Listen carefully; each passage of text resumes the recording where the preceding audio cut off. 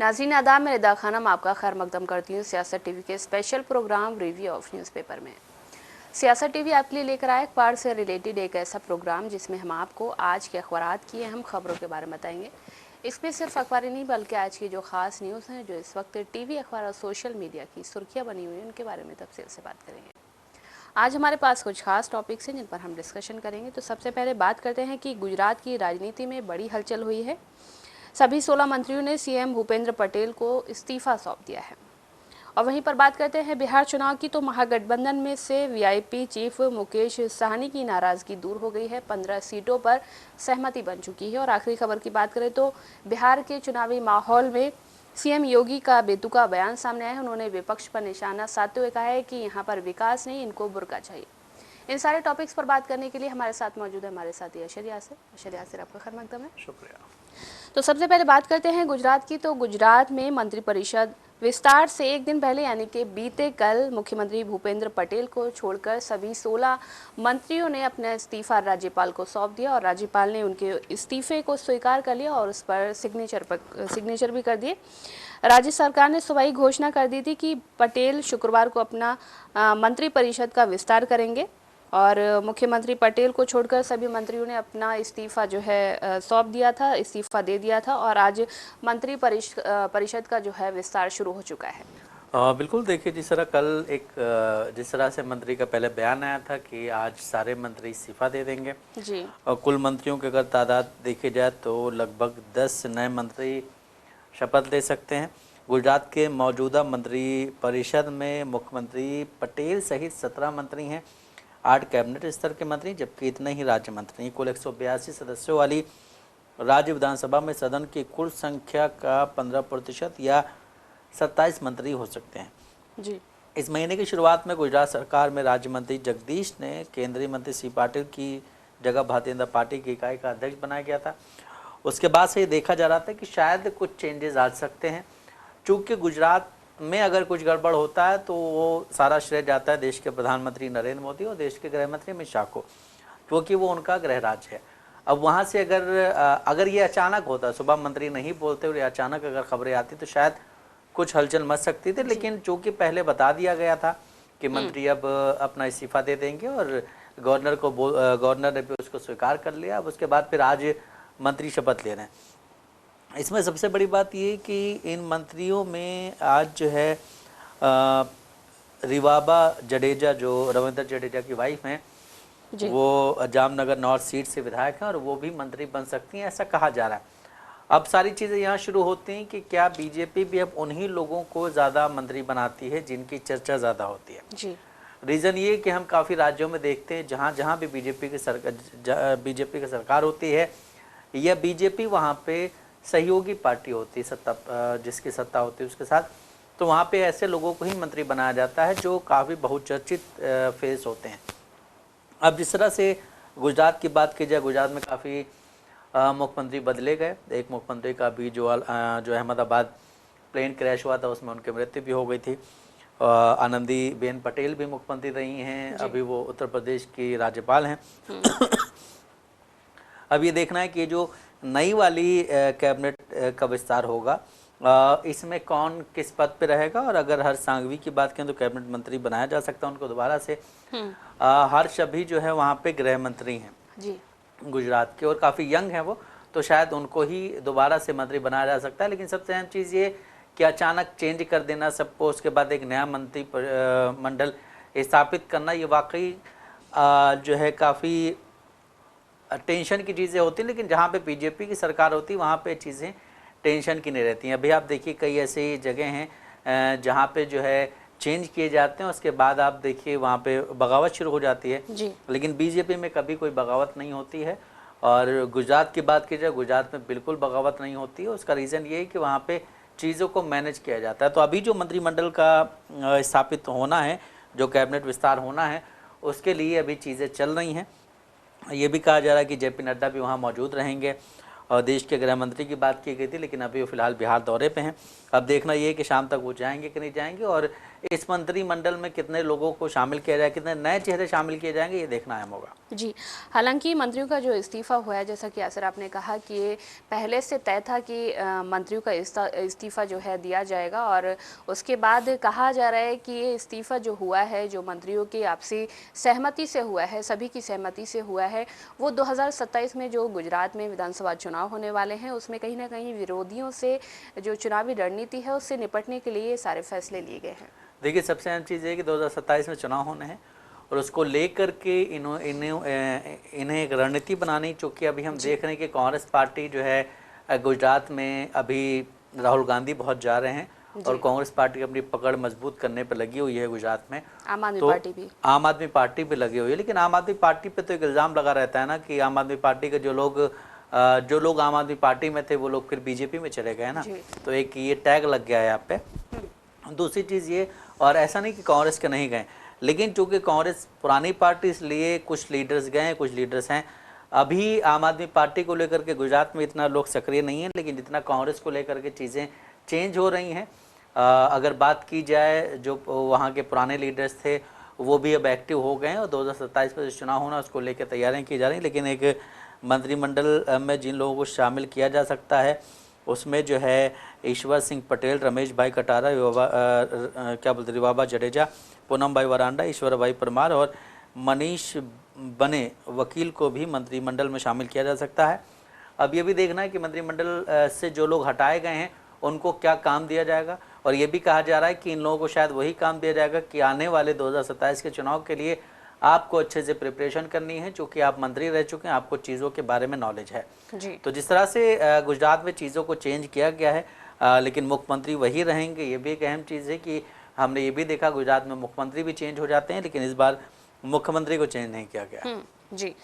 अब बात करते हैं बिहार विधानसभा चुनाव की। तो इस वक्त 2025 को लेकर जो बिहार विधानसभा चुनाव होने वाले हैं उसमें अब विकासशील इंसान पार्टी यानी कि वीआईपी अपना रुख स्पष्ट कर चुकी है, और पार्टी के जो प्रमुख हैं मुकेश साहनी, उन्होंने एक बड़ा ऐलान किया है। उन्होंने कहा है कि वीआईपी पार्टी इस बार 15 विधानसभा सीटों पर अपने उम्मीदवार उतारेगी।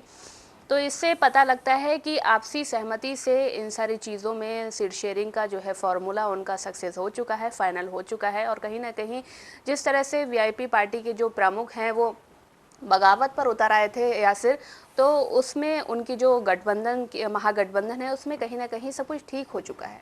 देखिए, जिस तरह की घटनाएं अभी कुशवाहा के साथ सामने आई थी, सेम वही चीज़ यहाँ पे सामने आई कि आपको 2 एमएलसी सीटें दी जाएंगी और 1 सीट राज्यसभा के लिए भेजी जाएगी जी। सेम यही सिचुएशन कुशवाहा के साथ थी कि आपको 1 राज्यसभा सीट दी जाएगी और 1 एमएलसी बनाया जाएगा। तो मानने ना मानने की चीज़ अलग होती, लेकिन आप सिर्फ अपने लिए कर रहे हैं। कल भी हमने यही बात कही थी कि आप सिर्फ अपने लिए कर रहे हैं। इन सब चीज़ों के बाद फिर वीआईपी मुकेश साहनी का कहना है कि हम मजबूती से चुनाव लड़ेंगे और मछुआरों, पिछड़ों और वंचित समाज की आवाज़ विधानसभा तक पहुंचाएंगे। एक तरफ आप ये कह रहे हैं कि हम जो कमज़ोर लोग हैं, मछुआरे हैं, पिछड़ा समाज है या फिर जो वंचित समाज के लोग हैं, उन सब की आवाज़ को हम विधानसभा तक पहुंचाएंगे। उसके बाद आप ये भी कहते हैं कि हम आपका साथ छोड़ देंगे, हम ये करेंगे, हम वो करेंगे। तो ये सारी चीज़ें करने से आपको उस वक्त सोचना चाहिए था जब आपको 2 एमएलसी सीटों के बारे में बोल दिया गया, 1 राज्यसभा सीट के बारे में बोला गया, तब आप फिर खुल के सामने आए। तो ये कहीं ना कहीं आप अपने लिए कर रहे हैं, अपनी जनता के लिए जो आपको खड़ा कर रही है, जो आपको यहाँ तक लेके आ रही है, उसके लिए नहीं कर रहे हैं। यही चीज़ कुशवाहा के साथ भी हुई थी। कुशवाहा भी अपनी पार्टी से अपने जो गठबंधन थे उससे बगावत करने वाले थे। उसके बाद उनको ये डोज दे दी गई कि आपको राज्यसभा भेज दिया जाएगा और 1 सीट एमएलसी के लिए वैकेट कर दी जाएगी। तो वो मान गए, वो राजी हो गए। तो इसका मतलब ये कि आप अपनी आप अपने बल पे आए हैं, तो आपको अपने हिसाब से चुनाव लड़ना चाहिए। वहीं एक खबर और सामने आ रही है अभी कि अमित शाह इस वक्त बिहार में, और अमित शाह का ये कहना है कि ये तय करने वाला मैं नहीं हूं कि मुख्यमंत्री नीतीश कुमार बनेंगे या नहीं। हम नीतीश कुमार के नेतृत्व में चुनाव लड़ रहे हैं। चुनाव के बाद सभी सहयोगी दल बैठकर अपना मुख्यमंत्री का चेहरा तय करेंगे। तो अभी भी नीतीश कुमार के पास समय है, हो सकता है उनके कानों तक ये आवाज़ पहुँच चुकी हो।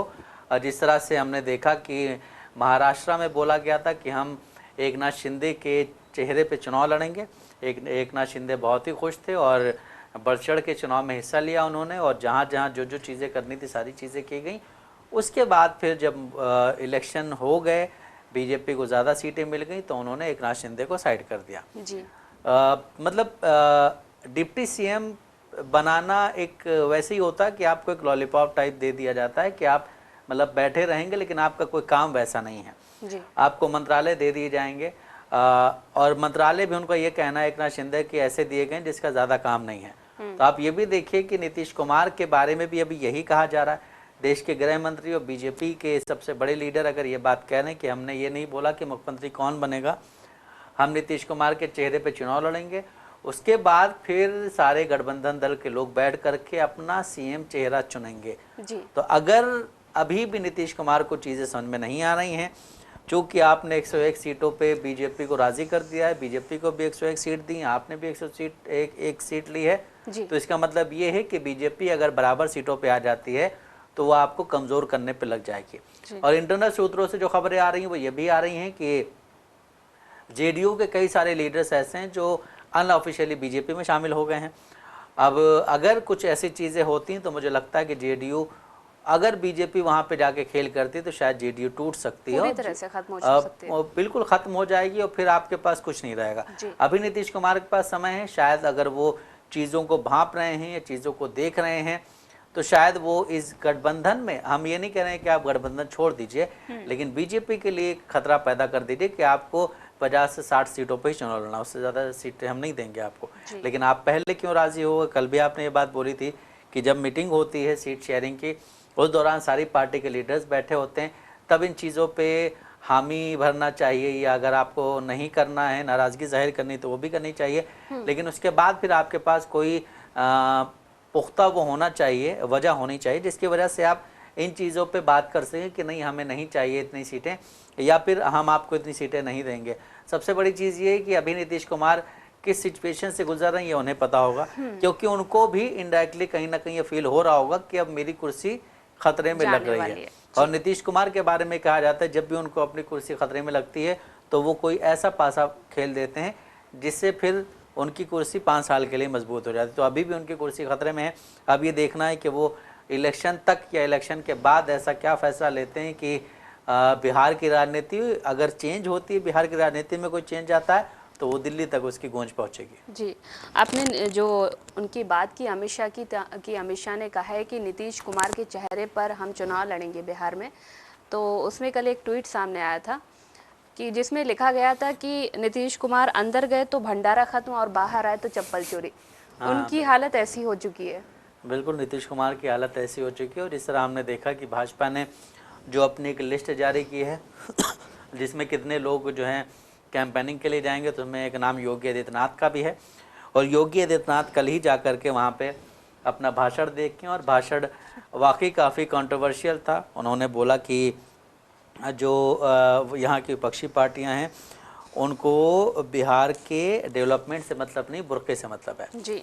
तो अगर योगी आदित्यनाथ को कोई यही कहता है कि आपको सिर्फ मंदिर से मतलब है, डेवलपमेंट से मतलब नहीं है, आप हर जगह हिंदुत्व के नाम पे वोट लेते हैं, आपको हिंदुत्व से मतलब है, डेवलपमेंट से मतलब नहीं। कहा था ना कि जब यूपी में चुनाव होने वाले थे तो हमने राम मंदिर बनाया, अब यहाँ पर चुनाव होने वाले हैं तो माता सीता का मंदिर बनाएंगे। हाँ, अब आप देखिए कि आप मंदिर के नाम पे वोट मांग रहे हैं, देश के प्रधानमंत्री ऑपरेशन सिंदूर के नाम पे वोट मांग रहे हैं। बीजेपी जो है वो ये बात क्यों नहीं कह देती कि मैंने कोई डेवलपमेंट ही नहीं किया है, हम वोट इसी तरह मांगे। और वोट देने वालों की गलती यहाँ पे मैं कहूँगा, उनकी गलती नहीं कहूँगा, वो तो अपना जो बोलना है उन्हें बोल रहे हैं, लेकिन यहाँ पे वोट देने वालों को ये समझना चाहिए कि हमें किन को वोट देना है। कल जिस तरह से हमने देखा कि योगी आदित्यनाथ ने जो बयान दिया है, उस बयान से हम बिल्कुल वो रखते हैं कि भाई एक मठ से निकले हुए हैं और उनके अंदर वो चीज़ें भरी हुई हैं कि हमें लोगों को वलगलाना है ताकि लोग सनातन धर्म की ओर आकर्षित हों। लेकिन वो सनातन धर्म जो ओरिजिनली सनातन धर्म है उसको कहीं ना कहीं पीछे छोड़ दिया गया। कोई भी धर्म खराब नहीं होता, ना कोई भी धर्म जो है इंसानियत के ख़िलाफ़ कोई पाठ नहीं पढ़ाता है आपको, लेकिन उसमें कुछ लोग ऐसे मौजूद होते हैं जो इन चीज़ों को गड़बड़ करते हैं। उसी तरह से जिस तरह इस वक्त हम देखते हैं कि हिंदुस्तान में बहुत सारे बाबा हैं जो उल्टे सीधे बयानात देते हैं, हिंदुत्व के खिलाफ मुसलमानों के खिलाफ बयानात देते हैं, क्रिश्चियनिटी के खिलाफ बयान देते हैं, और फिर वो ये कहते हैं कि सनातन धर्म में आप आ जाइए। अब कोई भी धर्म आपको इस तरह का पाठ नहीं पढ़ाता, लेकिन उसके बावजूद अगर एक प्रदेश के मुख्यमंत्री को एक मठ से उठा करके उनको एक मुख्यमंत्री बनाया जाता है, तो उनकी मेंटेलिटी कहीं ना कहीं वही रह जाती है कि आपको अपने धर्म को प्रमोट करना है, ना कि अपने राज्य को, ना कि अपने डेवलपमेंट की जो चीज़ें हैं उनको बताना है। आपको सिर्फ अपने धर्म को प्रमोट करना है और लोगों को किस तरह से वल्गराया जाता है उस तरह आप उनको वल्गराएं। जो आपने मठ में काम किया था वही आप यहाँ बैठ के कर रहे हैं। देखिए यासिर, अगर वो वाकई में एक सन्यासी होते तो वो कभी भी दूसरे धर्म के बारे में ऐसे अपशब्द नहीं बोलते। और खासकर जब एक सन्यासी, जो इस तरह का सन्यासी है जिसको योगी आदित्यनाथ कहा जाता है, बाबा कहा जाता है, हालांकि वो बाबा कहलाने के लायक नहीं है, लेकिन जब एक सन्यासी राजनेता बनता है तो वो ना तो धर्म के हित में काम कर पाता है और ना ही देश के हित में। लेकिन और वो यहाँ तो अभी धर्म भी के हित में हो रहा है ना काम। नहीं, बिल्कुल वो अपने हिसाब से धर्म के हित में काम कर रहे हैं, लेकिन अगर देखा जाए तो धर्म भी बहुत ज़रूरी है और उससे पहले देश ज़रूरी है, देश की जनता ज़रूरी है, जिसकी वजह से आप एक कुर्सी पर बैठे हुए हैं। और योगी आदित्यनाथ का सपना बहुत ऊंचा है, उनका ख्वाब है कि वो पीएम बनेंगे, प्रधानमंत्री बनेंगे जी। वो पीएम बनने के लिए इस तरह की राजनीति कर रहे हैं, देश की जनता के मन में जहर घोल रहे हैं, लेकिन उनको ये नहीं मालूम है कि देश की जनता जान चुकी है कि आप सिर्फ और सिर्फ धर्म को आड़ में रख के जो है आप राजनीति कर रहे हैं, धर्म की राजनीति कर रहे हैं, उससे जनता को कुछ भी हासिल नहीं होने वाला है।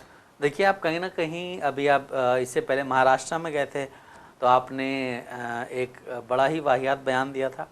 वो बयान जो था वो बटोगे तो कटोगे था। झारखंड में भी इसी तरह का, क्योंकि साथ में ही चुनाव हो रहे थे, झारखंड में भी इसी तरह का बयान दिया था। तो वहाँ पे काफ़ी सारे बीजेपी के लोगों ने भी ये बोला था कि हम इन बयानों का समर्थन नहीं करते। अब यहाँ पे नीतीश कुमार की जिम्मेदारी बनती है कि नीतीश कुमार को ये कहना चाहिए कि ऐसे लोगों को हमारे यहाँ मत भेजो बीजेपी का स्टार प्रचारक बना के, या फिर अगर वो आते हैं तो इस तरह की बातें वो ना करें। रीजन ये है कि अगर वो इस तरह की बातें करेंगे तो इसका सीधा असर नीतीश कुमार पे पड़ेगा, और नीतीश कुमार अगर हारते हैं वहां पे तो शायद ये एनडीए के लिए काफी खतरनाक हो जाएगा, देश के प्रधानमंत्री के लिए काफी खतरनाक हो जाएगा। क्योंकि बिहार में एक अच्छी खासी आबादी है जो वहाँ पे मुस्लिम आबादी, वो नीतीश कुमार को चाहती, नीतीश कुमार को वोट देती है।